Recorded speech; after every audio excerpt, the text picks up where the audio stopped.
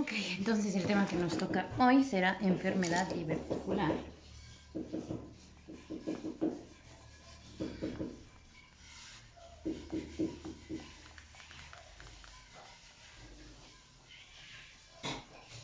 Ok, y tenemos entonces que una enfermedad diverticular va a ser uno de los diagnósticos de consulta de gastro frecuentes.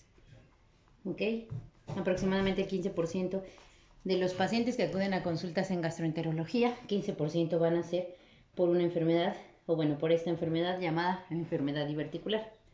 Pero hay que saber diferenciar enfermedad diverticular de diverticulosis. ¿Ok? Diverticulosis describe el desarrollo de formaciones saculares, o sea, se forman sacos de la mucosa y submucosa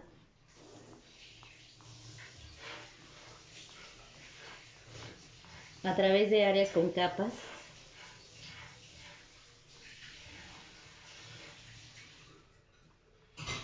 con capa muscular. O sea, tenemos entonces, supongamos que este es el pedacito de intestino, y nosotros sabemos que la primera capa o la capa más interna se va a llamar mucosa, que es esta, ¿ok? Seguida de la submucosa y por último tenemos la muscular, bueno, penúltima, ¿ok? Entonces, si nos está diciendo que se forman sacos de la mucosa y submucosa a través de áreas con capa muscular, significa que esto se va a ir así, se va a salir, digámoslo de alguna forma, y va a abarcar que las tres capas se protruyan. De hecho, en otra definición pueden encontrar que son protusiones, ¿ok? Como tipo hernias pequeñas. Normalmente, diverticulosis se encuentra sobre todo intestino delgado y colon ascendente.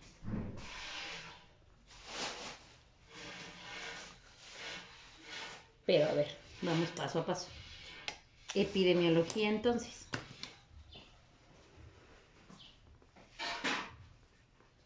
Tanto diverticulosis como enfermedad diverticular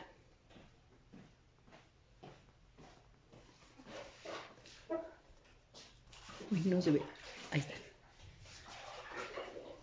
Como enfermedad diverticular son frecuentes en países sobre todo industrializados. ¿Por qué? Obviamente por el tipo de alimentación que tiene.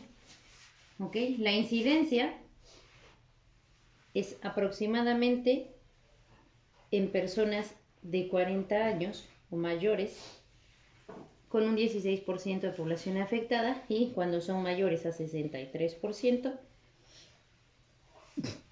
cuando son mayores a 70 años, perdón, el porcentaje de incidencia es 64. Entonces quiere decir que entre más edad tenga la persona, tiene muchísimo más riesgo de tener enfermedad diverticular.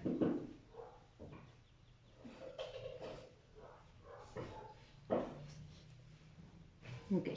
De las personas que tienen diverticulosis, del 15 al 25% desarrollarán enfermedad diverticular.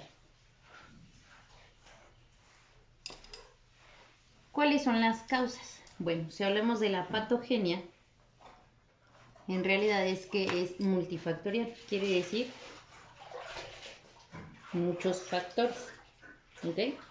Principales son la baja ingesta de fibra, dismotilidad intestinal y algunas enfermedades del tejido conectivo.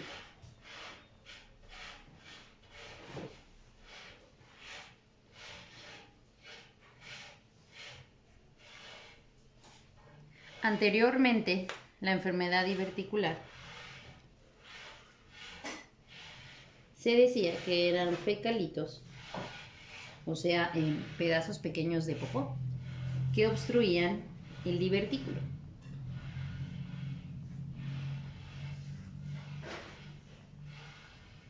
Para que se entienda, esto es el divertículo, ¿ok?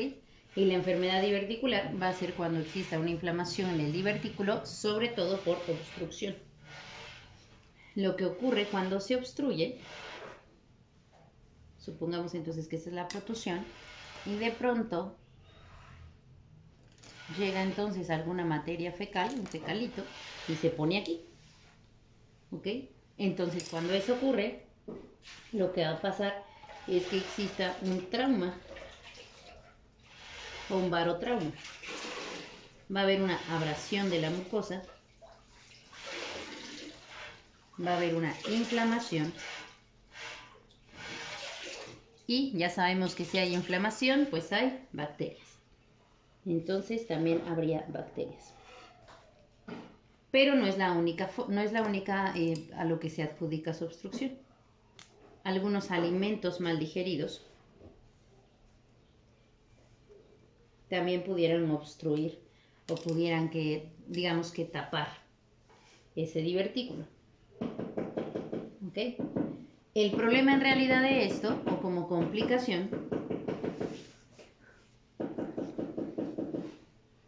podemos ver que si esto se tapa, si hay una obstrucción acá, todo el tejido vascular también estaría obstruido. Entonces, si la misma obstrucción me está provocando que a nivel sanguíneo también exista una obstrucción, entonces va a pasar que exista una isquemia y una necrosis del tejido, ¿ok? Que les digo que también lo podemos considerar como una complicación. Incluso pudiera existir una perforación. Factores de riesgo para que esto se desarrolle. Ya habíamos platicado incluso de la dieta, pero también ya sabemos que uno de los factores principales en todas las enfermedades va a ser fumar. ¿Ok? El tejido es dañado.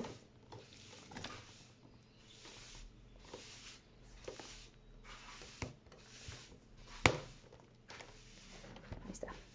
El tejido es dañado, la mucosa es dañada cuando se fuma. ¿Ok? 23% aumenta de riesgo cuando alguien fuma. Medicamentos como AINES. Ocurre con la ingesta de AINES que aumenta el riesgo de perforación y abscesos.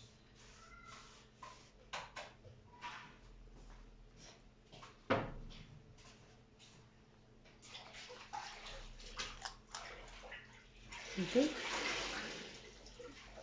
Aunque originalmente la dieta va a ser el principal factor de riesgo, también se ha conocido que hay factores genéticos.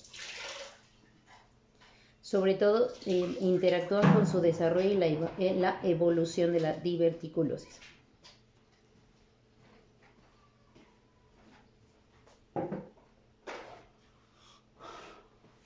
¿Ok? También entonces, además de los factores genéticos, podemos tener constipación o estreñimiento. ¿Por qué? En el momento de que nosotros hacemos fuerza para la evacuación, lo que vamos a hacer es ocasionar el divertículo. ¿Ok? ¿Por qué? Pues prácticamente por la maniobra de fuerza que ejercemos. Entonces, constipación y estreñimiento también es considerado como un factor de riesgo. La obesidad, y esto por el aumento de grasa a nivel mesenterio. Grasa en mesenterio. ¿Ok? Pero entonces, ¿qué características clínicas tiene esta enfermedad? Me voy a mover un poquito porque no se ven. allí. Entonces, en la clínica suele ser asintomática,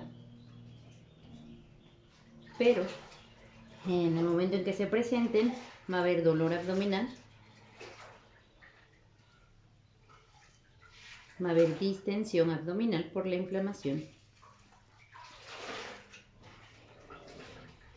¿Ok? Y probablemente pudiera existir también alteración en los movimientos intestinales.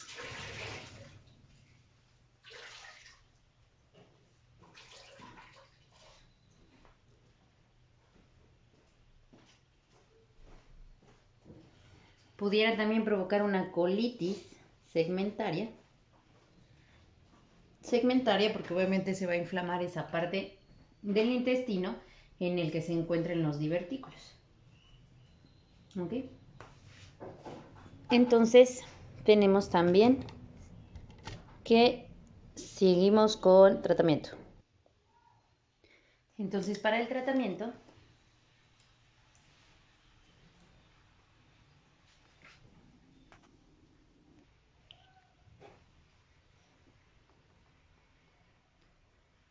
primero, obviamente, antes de tratar tenemos que conocer qué enfermedad tenemos. Entonces, ¿cómo podemos diagnosticar? El diagnóstico va a estar basado en estudios de imagen.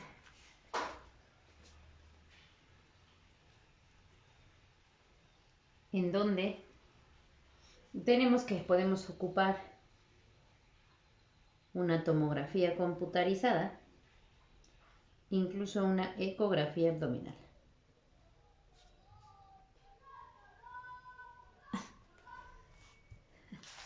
Ahora sí, hay tratamiento.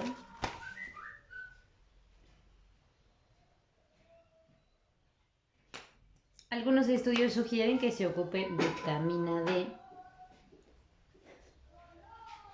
ya que mantiene íntegra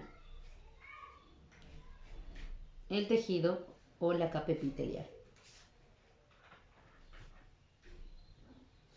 Y obviamente con esto ayudamos a que pues no exista tanta inflamación. ¿Ok? Sobre todo que exista menor riesgo de hospitalización por enfermedad diverticular. En cuanto a fármacos, entonces de tratamiento, les decía yo, tenemos la vitamina D, podemos ocupar salicilatos,